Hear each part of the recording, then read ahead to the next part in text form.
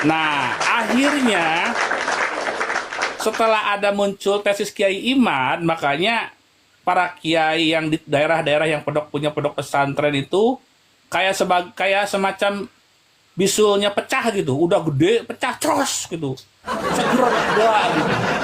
Nah, kenapa yang selama ini dia di dalam hatinya itu menggerundel, loh kok katanya cucu Nabi tapi dalam hatinya tidak sesuai dan bahkan selalu ada ganjalan karena kenapa selalu dipalakin sore ini jangan apa macam-macam lah sifatnya gitu. Nah sekarang setelah ada kiai tesis kiai Imad, setelah akhirnya merasa tercerahkan dan lega gitu. Sekarang malah berani kalau seandainya ada habaib datang ke pesantrennya, berani nolak sekarang, tidak takut dan tidak takut kena dapat syafaat gitu kan. Kenapa? Kan beliau-beliau juga kan ngerti baca kitab gitu ya. Akhirnya dia pada kreatif tuh mencari kitab nasab. Jadi seluruh Indonesia para ulama itu yang selama ini mengesampingkan nasab Ba'alawi, mereka pada rame-rame untuk meneliti. Jadi bukan karena masalah Kiai Imad aja, karena merasa penasaran sekali, hanya mereka pada menelaah para kiai-kiai itu. Jadi akhirnya selama ini mereka terbebas daripada pemalakan-pemalakan itu, gitu saudara-saudari. Bang Agus, begini Bang, saya ingin memberikan tips kepada Cikong King, apa Cing Kengkong, Cing Cia Keng Hong, oh dari Cina ini ya. Begini Bang, tips untuk menghadapi orang yang meminta, gitu kan. Jadi siapapun itu ya mau kalau toh kemudian kebetulan Habib yang bertamu, jika kebetulan pun juga bisa dipraktekkan itu. Jadi ketika ada orang datang, mengeluhlah lebih dulu sebelum mereka berkeluh kesah. Nah, kalau Anda mengeluh lebih dulu, saya pastikan dia nggak akan berkeluh kesah itu. Siapapun itu. Kalau kemudian panjenengan takut karena tidak dapat syafaat, nah ini perlu dikoreksi Bang ya. Ini syafaat ini ya Allah, kadang kita ini terngiang oleh syafaat ya. Bahkan kita beragama ini hanya karena ingin syafaat. Syafaat itu nggak usah dicari-cari Bang. Ibadah dengan baik, syafaat mau datang sendiri gitu. Hujan.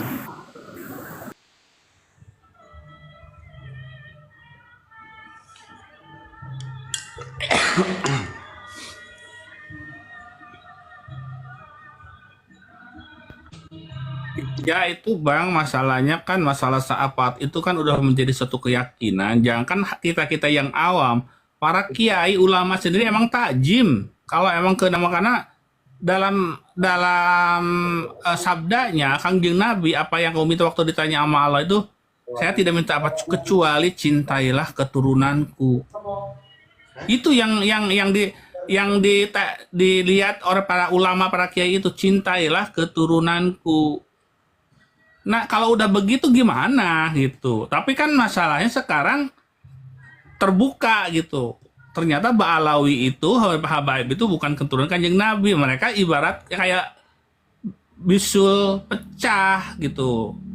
Kayak lega gitu. Selama yang mereka sering suarakan bahwa ada darah Nabi di dalam tubuhku itu ternyata hanya bohong gitu Bang. Karena emang dari segi 3 disiplin ilmu, Ba'alawi itu terputus, munkotik. 1 dari ilmu nasab, ilmu filologi, dan ilmu genetika. Akhirnya para ulama kiai seluruh Indonesia yang selama ini takjim, nah takjimnya kan emang ke juriah Kanjeng Nabi, ternyata kan bukan turunan. Kalau tetap semua ini mah cinta ke juriah Kanjeng Nabi, tapi kan yang asli dong, jangan yang ngaku-ngaku gitu Bang. Begini Bang, sebenarnya hujah-hujah dari para kiai, statement-statement dari para kiai itu sebenarnya untuk melatih kita mencintai sesama, gitu kan. Memang alasannya terkadang memakai cintailah keturunan para nabi, gitu kan. Karena kan begini, kalau kita keturunan nabi aja kita tidak bisa cintai, bagaimana kita bisa mencintai yang bukan keturunan nabi kan begitu. Sebenarnya itu hanya pembelajaran ya. Seperti itu. Mencintai itu tidak perlu harus keturunan Nabi kok. Semua orang harus kita cintai. Itu kalau yang benar, Bang.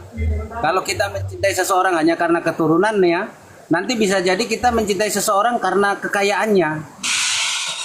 Gitu loh. Atau kita mencintai seseorang karena ketampanannya. Ini nggak dibenarkan. Terus yang benar cinta karena apa?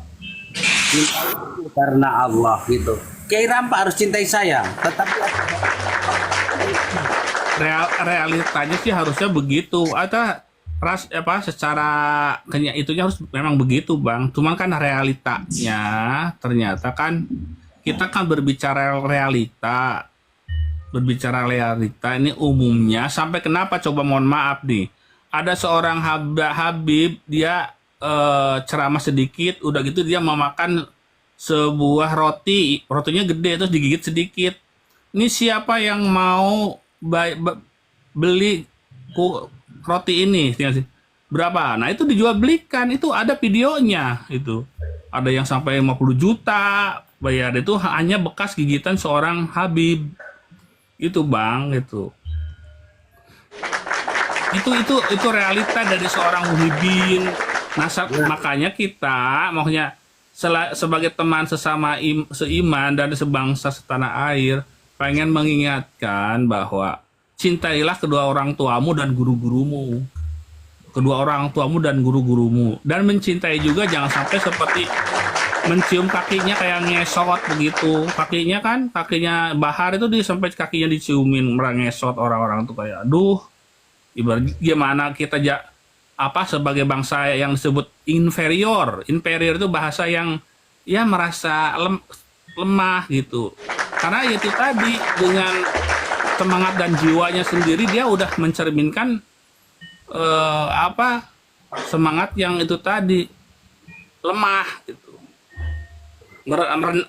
merendah gitu, harus rendah diri bukan merendah diri, inferior. Jadi akhirnya melihat orang asing aja seolah orang asing itu sesuatu yang wah, dirinya rendah gitu. Padahal kan kita sama-sama makhluk Tuhan itu ya samalah dilihat kan hanya ketakwaannya. Itu jadi kita sebagai teman-teman iman dan sebangsa tanah air itu pengen mengingatkan kepada muhibin itu sewajarnya lah dalam mencintai seseorang itu gitu. Jangan sampai lupa diri gitu. Karena dijanjikan hal-hal yang kita nggak ngerti ya, karena mereka sendiri kan dalam lingkungan pengajian itu selalunya kebanyakan sih cerita-cerita halu daripada leluhur mereka. Bisa ini, bisa itu, bisa ini, bisa itu. Akhirnya kan terdoktrin tuh, wah keturunannya ini itu, bisa ini itu. Ya itu akhirnya begitulah terdoktrin gitu, Bang. ya kita kan udah tadi awal-awal mungkin abang nggak nyimak saya ya. Saya kan udah mengatakan gini ya, jangan kemudian menyalahkan Habibnya gitu. Karena muhibinnya, contoh ini abang tadi bilang ada itu roti bekas gigitan dijual lah, salahnya muhibin juga, ngapain juga mau beli itu roti kan gitu, harusnya kan gitu. Ya karena sebelum menggigit itu mereka cerita dulu, halu dulu, Bang, mendoktrin dulu, ini begini-begini. Nggak gitu. ada. Makanya kita harus jadi yang cerdas. Sebenarnya setiap keilmuan itu harus ditelaah, harus dipahami, bukan ditelan mentah-mentah, Bang, gitu loh. Karena sejauh yang saya dapati bertemu dengan Habib-Habib itu juga tidak seperti yang mungkin Abang Ciak Keng Hong sampaikan gitu loh. Seperti itu. Terus kemudian jika abangku tadi mengatakan ada yang ngesot-ngesot gitu ya, berhadapan dengan Habib, jangankan di habaib, Bang, di kiai pun juga ngesot, Bang. Kalau untuk tataran taklim mutalim ya, kalau kita di samping ngesot kakinya dicium, dianya duduk di kursi. Ya kalau soal nyium atau tidak itu kenapa juga dia mau nyium kaki kan gitu. Jadi kita jangan kemudian langsung mengeneralisir ini Ba'alawi, jangan gitu loh. Sekarang ini Bang, gini mohon maaf nih Bang, kitab-kitab mereka yang seperti Syehrul Aini, kitab-kitab yang itu selalu menceritakan mereka apa para leluhur mereka itu yang gak masuk akal. Iya, betul. Seperti Maki Bukodam nih, contohnya Maki Homongodam, dia 70 kali mi'raj dalam sehari dan semalam itu. Dalam kitab As-Sifa itu dia kitab itu lahir dibikin sebelum Pakai Mukodam lahir tuh.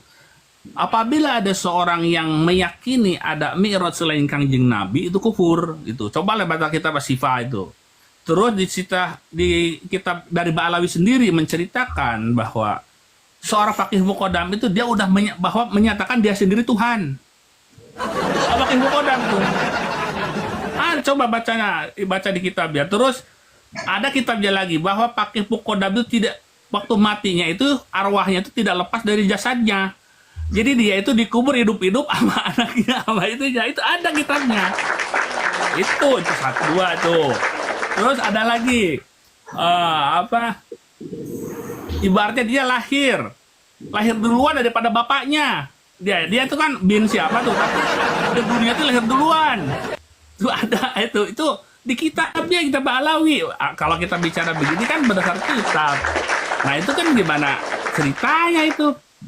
Itu kitab itu selain kalau kitab-kitab Habaib lainnya seperti yang rantai dari langit, jadi emas, itu udah banyak, terus bisa madabin neraka, terus pada saat ditanya sama muka dangkang manrobuka, ceritanya Habib itu ditanya Habib mulu, siapa Tuhanmu Habib, siapa Nabimu Habib, ya itu mah cerita-cerita lain. Tapi ini yang paling sangat karena menyangkut keyakinan dan bisa mengakibat kekufuran, itu kisah-kisah Faqih Mukodam itu parah itu.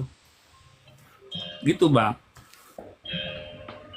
Santai aja Bang. Kalau hal seperti itu tentunya kita telaah mana yang benar, mana yang tidak. Informasi itu kan pasti ada positif dan negatif gitu. Tergantung kita ini bisa memilah atau enggak. Kalau kita orang-orang yang berakal tentunya kan kita bisa memilah mana yang benar, mana yang yang tidak kan gitu.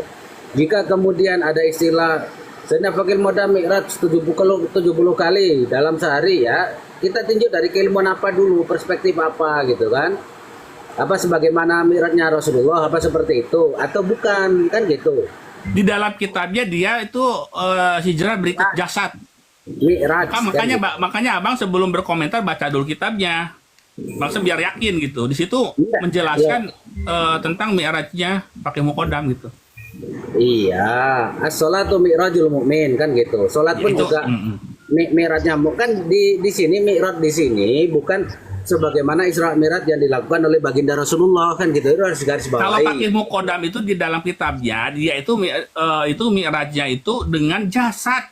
Dengan jasad. Itu dia dengan alat juga, pakai keledai atau apa tuh naik tuh.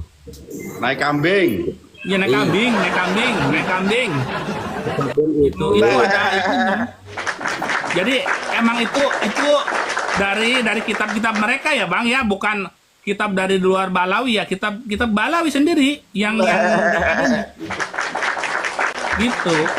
Jadi makanya sampai ada yang memfatwakan, Hadrosai Hasyim Asy'ari juga memfatwakan kok itu kufur, itu ada kitabnya.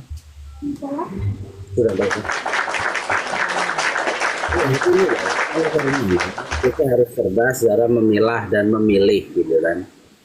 Terus tadi kan ada statement nih dari Bang Chia Keng Hong yang mengatakan, oh Sayyidina Faqih Mukodam itu mengaku dirinya Tuhan. Kan soal mengaku Tuhan banyak Bang. Saya Husain Mansur Al-Halaj, saya Siti Jenar juga mengaku Tuhan. Cuma kan konteksnya seperti apa dulu gitu loh. Anallah. Analhaq. Anallah. Anna al-haq kan begitu. Hal-hal seperti itu harus kita telah dari sisi keilmuan apa dulu gitu loh. Jangan kemudian kita telan mentah-mentah. Seperti itu abangku kasihan. Apa yang diucapkan dengan Al-Halaj atau Sesi Jenar beda Pang. Itu kan panteisme atau ibaratnya apa manunggalung kaula Gusti, apa disebutnya itu Wahdatul wujud. Wahdatul wujud itu beda, bukan ini. Kalau ini mah dia, aduh saya mah ngeri aja ngelihatnya itu bacanya itu. Jangan kemudian kita hanya mendengarkan informasi atau keilmuan berdasarkan dengar-dengaran, kan begitu. Itu ada kitabnya loh, bro. Enggak, kebanyakan sekarang itu hanya karena dengar-dengaran. Baru itu hanya karena di Google, kan begitu. Oleh Bukan karena ada itu, kitabnya itu, saya kan bacain sama itu guru kita. Terus berbicara assalamualaikum, Kangjeng Nabi langsung bicara langsung katanya, waalaikumsalam ya Syekh katanya. Jadi nganggap ke pakai mudah ya Syekh. Wah, Kangjeng Nabi. ya ini kan informasi yang abang terima mungkin kan tidak utuh seperti apa gitu kan. Jadi harus tahu kronologisnya seperti apa gitu loh. Ya makanya kalau abang bolehlah kalau bisa statement yang sifat itu lihat-lihat baca kitabnya gitu biar abang sendiri bisa menelaah. Jadi kalau saya kan udah mendengarkan guru saya itu membacakan itu ini. Nah sekarang abang tinggal baca tuh kitabnya itu yang ada itu kalau abang bisa baca sendiri, kalau enggak tolong gurunya bacain. Nah tinggal abang resapi dan telaah kisah-kisah yang ada dalam kitab itu gitu. Begini, Apakah Bang. itu Begini, menurut Bang. abang itu masuk akal atau enggak, atau emang itu hanya sebatas kiasan atau asing, gimana kan abang bisa menelaah sendiri. Kalau tidak hanya membuat statement tapi belum baca atau belum lihat gitu, belum dengar gitu bang. Nah, iya begini ya Bangku, yang paling ku sayang, yang paling ku cintai. Sebenarnya tidak relevan ya ketika jenengan mengatakan dapat informasi dari guru kemudian dipertanyakan ke saya kan gitu. Karena saya bukan guru Anda kan gitu. Harusnya kalau itu bahasanya Bukan tidak, begitu bang. ya, Tadi kan abang berstatement gini. Makanya sebelum kalau seandainya emang belum yakin dengan itu, makanya abang baca buku itu. Kalau nggak bisa baca, sama guru abang bacain. Kan maksud gitu biar paham tentang apa yang ada di dalam kitab itu, gitu bang. Jadi tidak berdasarkan abang itu hanya berpikiran pakai pikiran sendiri. Cuman apa yang ada di kitab itu coba baca, gitu tuh telaah gitu bang. Nggak abang harus jadi guru anak murid gitu di sini, tidak.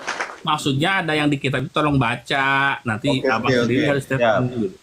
Oke, Bang Nafas terakhir jangan dijawab dulu. Minum kopi dulu, nyalakan rokok biar tenang gitu kan. Ya.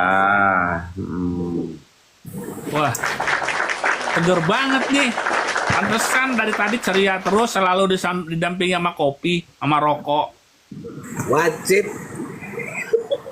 Berarti ini NU-nya Nahdlatul Udud.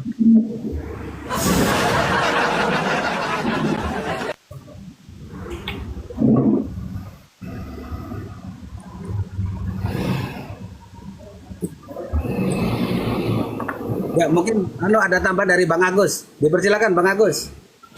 Ya, Bang. Ya, kalau menurut saya itu kan keyakinan muhibbinnya Bang Nafas ini kan condongnya terhadap masih personal habaib, bukan keseluruhan. Jadi ketika ada habib yang kurang baik berarti dia nggak condong gitu toh Bang Nafas?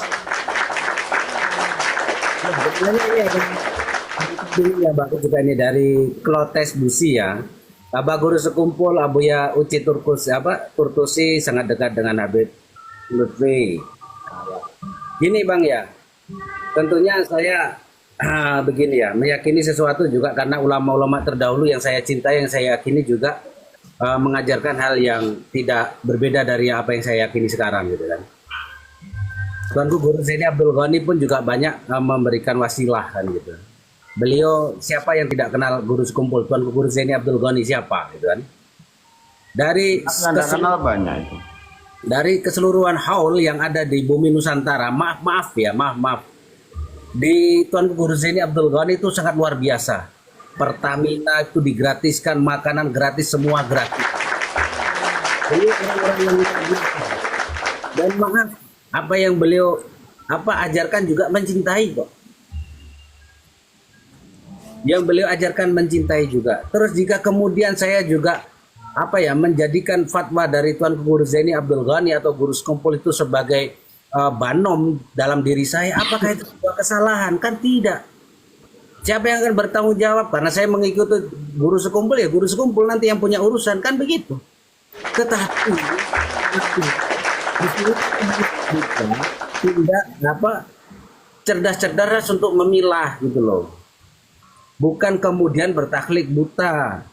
Contohnya siapa taklid buta? Ente? Ini jadi tegang loh, apalagi guru besar saya sudah saya sebut ini. Gini Bang, kalau beliau-beliau ini satu, mereka itu berhusnudon.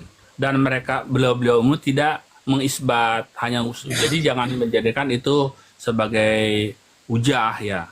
Nah itu satu. Kedua nih, ada informasi bahwa guru sekumpul itu bukan Ba'alawi, dia dari Al-Husaini.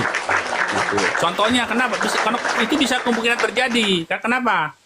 Haji Roma Irama Bang Haji sebelum isi Kiai Imad, dia itu mau dibalawikan. Coba kalau itu belum terjadi, bisa jadi Roma Irama itu mungkin Abang Haji Roma Asegaf. Padahal jadi bisa kemungkinan sekarang yang ada di Rabita Alawiyah sendiri itu ada yang berhaplogrup J1 ada.